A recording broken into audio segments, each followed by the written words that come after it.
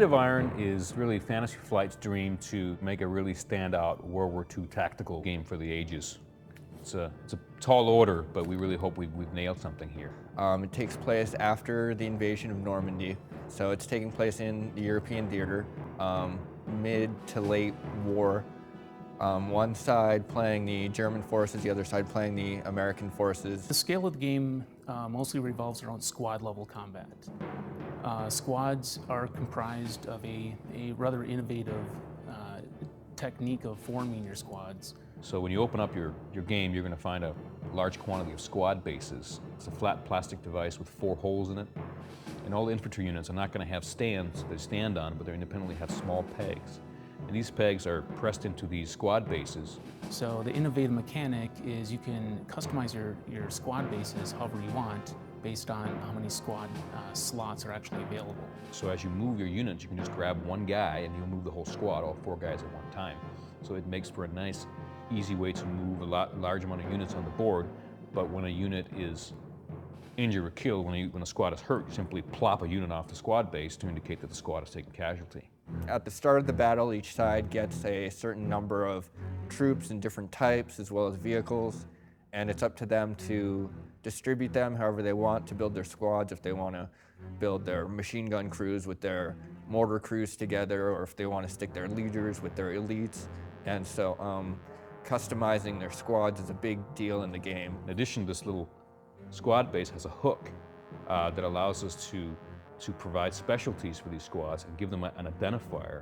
Like, let's say a squad has a bazooka capability, anti-tank capability. We have a little anti-tank counter that fits snugly and beautifully into this hook.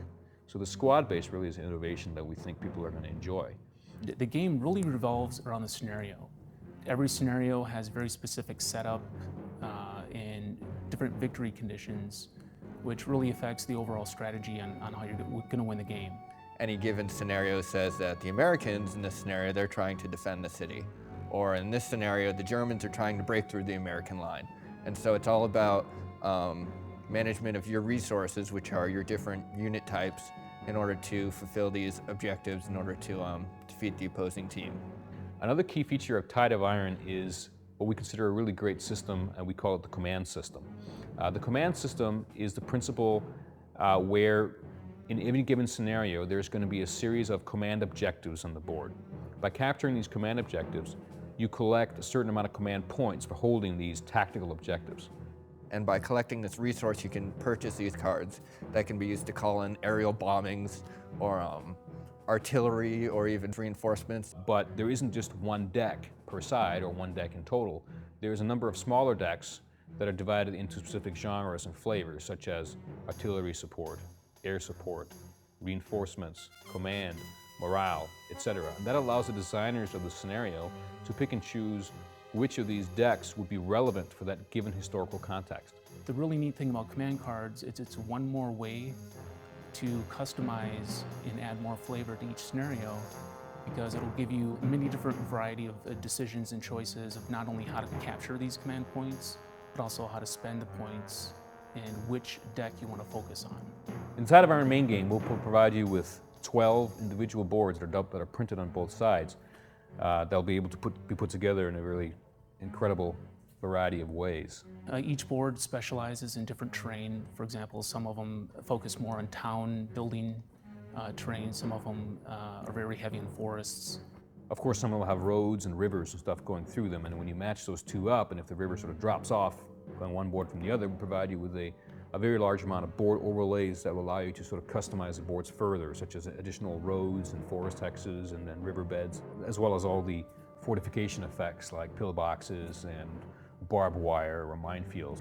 If there's not a certain board that has a building where a player wants it, they can put a building tile there, or a hill or a forest.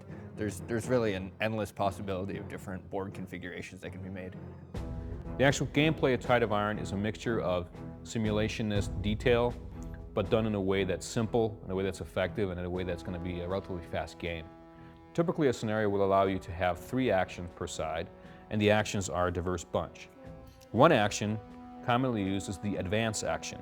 An advance action allows your soldier, or your squad, or your vehicle to simply move its full movement potential on the board. Another action is a concentrated fire action. This is the prime mode of actually firing at enemy units. What's interesting about that action is that not only can your unit that you activated fire at its maximum firepower, but you're allowed to engage other friendly units that are not fatigued in a combined fire attack. A third action is an action that mixes the first two, and it's called fire and movement. In this particular case, you're moving and you're firing, but you're going to be penalized in both of those in the sense that you can't move nearly as far as you would if you take an advance action, and you can't fire with as great accuracy and as great strength as you could if you took a concentrated fire action. A common action that a player would want to take is to place a unit in op fire mode, also called opportunity fire mode. This is done by simply placing a token with the op fire symbol face up next to the unit, and the action is done. This unit can now fire at enemy units when they move into range and line of sight. A rare action, but one that could be highly effective, is an action called the assault. The assault represents a unit that is seeking to engage in close combat to force another enemy unit out of a certain area. It could be a hex, a forest hex, a building, a pillbox, etc. One action that does not involve the units on the board, but more of the strategic level, is activate a strategy card. Now, strategy cards provide with a lot of interesting options such as off-board artillery support, air support, reinforcements, morale boosts for units, etc. Always dependent on the strategy decks that the specific scenario has given your nation. Other actions are special actions. These actions are used when certain strategy cards allow you to, or when certain specialty units such as the anti-tank unit or an engineer unit allow you to utilize them. For example, an engineer unit can take a special action to remove a minefield in its current hex, or a razor wire. So we're really hoping to support Tide of Iron quite extensively in the future.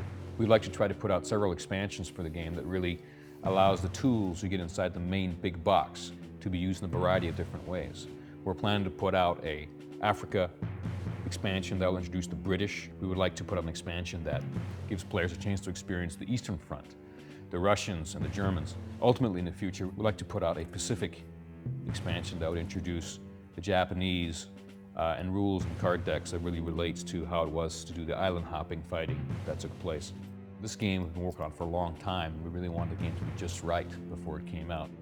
Throughout the next 6 weeks or so, what we're going to do is we're going to be providing you with insights into the rules of the game. We're going to showing you the units.